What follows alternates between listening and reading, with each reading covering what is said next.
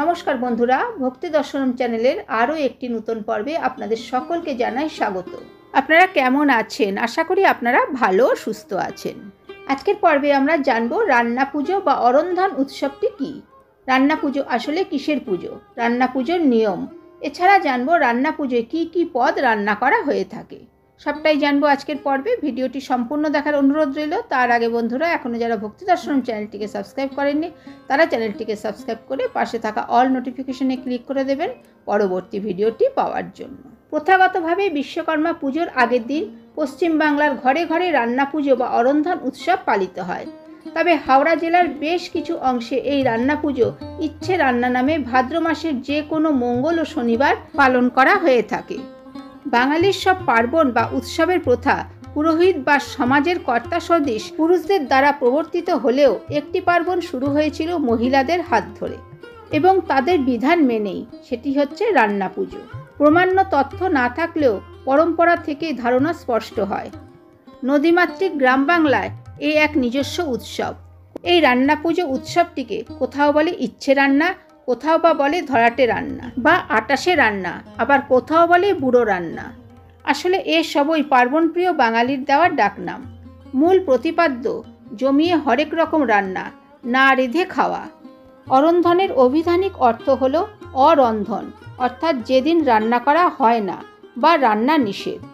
ভাদ্র সংক্রান্তি বা বিশ্বকর্মা পুজোর আগের দিন পরিবারের কল্যাণার্থে গৃহিণীরা শিবের মানুষপুত্রী দেবী মনসার উদ্দেশ্যে নানাবিধ পদ রান্না করে নিবেদন করেন।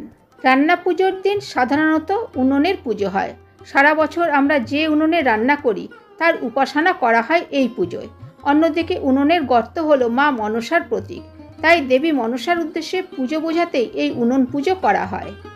এবার জানবো এই পুজো প্রচলনের পিছনে কী কারণ রয়েছে। দেবী মনসা বাংলার লৌকিক দেবদেবীর মধ্যে অন্যতম। ভরা বর্ষা কাটিয়ে যখন সূর্যের আলো ঝলমলে রোদ ভূমিস্পর্শ করে, শীতকালে শীত ঘুমে যাওয়ার আগে গ্রামাঞ্চলে সাপের আনাগোনা শুরু হয়। চাষ করতে গিয়ে অনেক মানুষের জীবনহানিও ঘটে। তাই দেবী মনসাকে সন্তুষ্ট রাখতে সংসার জীবনে দেবীর কৃপা লাভের আশায় আগের দিন রান্না করা পান্তা ভাত, সজনের শাক, ভাজা ভুজি, ওলের বড়া, মাছের বিভিন্ন ধরনের পদ সাজিয়ে দেবীকে নিবেদন করা হয়। ওই দিন বাড়িতে টাটকা রান্নার নিয়ম নেই। দক্ষিণবঙ্গের বিভিন্ন অঞ্চলে এই উৎসব রান্না পুজো বলে পালিত হয়। স্বাভাবিকভাবেই এই পুজোর জন্য দৈনন্দিন ব্যবহারের উনুন গোবর জল দিয়ে পরিষ্কার করে আলপনা দিয়ে মনসা পাতা দিয়ে সাজিয়ে ঘট প্রতিষ্ঠা করে পুজো হয়। এবার জেনে নিই অরন্ধনের দিন কি কি রান্না করা হয়। পান্তা ভাত, মুগের ডাল, কচুর শাক, লতি চচ্চড়ি, 5 রকম ভাজা, আলু কুমড়ো নারকেল দিয়ে ছাবি, ইলিশের পাতলা ঝোল, ভাপা ইলিশ, আর শেষ পাতে চালতার টক। রসনার তৃপ্তির কথা ভেবে বেশ রসালোভাবেই শুরু হয়েছিল এই পার্বণের। এখনও গ্রাম বাংলায় অরন্ধনের আগের দিন বাড়ির সকল সদস্য, আত্মীয় স্বজন, বন্ধু বান্ধবদের সঙ্গে সারা রাত ধরে রান্নার উপাচার তৈরি, রান্না বান্না, কুটনো বাটা চলে।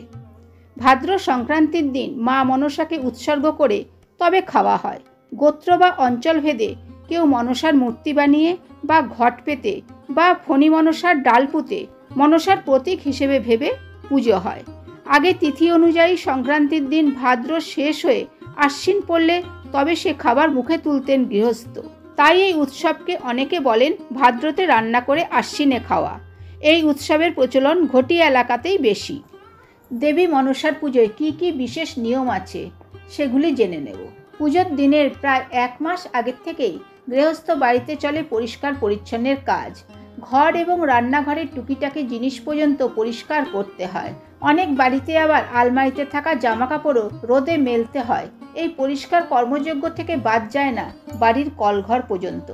পুজোর দিন অর্থাৎ যেদিন সন্ধ্যা থেকে রান্না হবে, যিনি পুজো দেবেন তাকে অবশ্যই যে কোনো একটি পদ রান্না করতে হয়। চাইলে সে সব পদগুলি রান্না করতে পারে। স্নান সেরে নতুন কাপড় পরে মায়ের আরাধনা করতে হয়।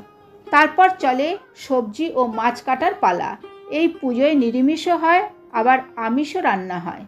সবজি কাটার সময় মুখে কাপড় বেঁধে থাকতে হয়, কারণ সমস্ত রান্না করা পদ মাকে ভোগ হিসেবে নিবেদন করা হয়। কথা বলতে বলতে যদি মুখের লালা ছিটে পড়ে তাহলে তা অত্যন্ত অশুভ বলে মনে করা হয়। প্রচলিত আছে যে রান্না পুজোর দিন বা পরের দিন পুজোর স্থানে দুর্ভাগ্যবশত যদি সাপ ঘোরাফেরা করে, তাহলে সেই গৃহস্থ বাড়িতে আর কোনোদিনও রান্না পুজো করতে পারবে না। রান্না পুজোর সমস্ত পদ ভালো রাখার জন্য কলা পাতায় রেখে দেওয়া হয়। আগের দিন রাতে রান্না করা খাবার পরিবেশন করা হয় পরের দিন সন্ধে পর্যন্ত। তাই খাবার ভালো রাখতে সব সবজি ভালো করে তেলে ভাজা হয় এবং ব্যবহার করা হয় বিশেষ ভাজা মশলা। রান্নার সময় সর্বক্ষণের জন্য প্রদীপ জ্বালিয়ে রাখা হয়। পরদিন সকালে শাপলা ফুলের মালা দিয়ে সাজানো হয় অন্নের পাত্র এবং উনুন। অনেকে আবার পাশে রেখে দেন কাশগুচ্ছ। মায়ের উদ্দেশ্যে ভোগ নিবেদন করা হয় পদ্ম বা শাপলা ফুলের পাতায়।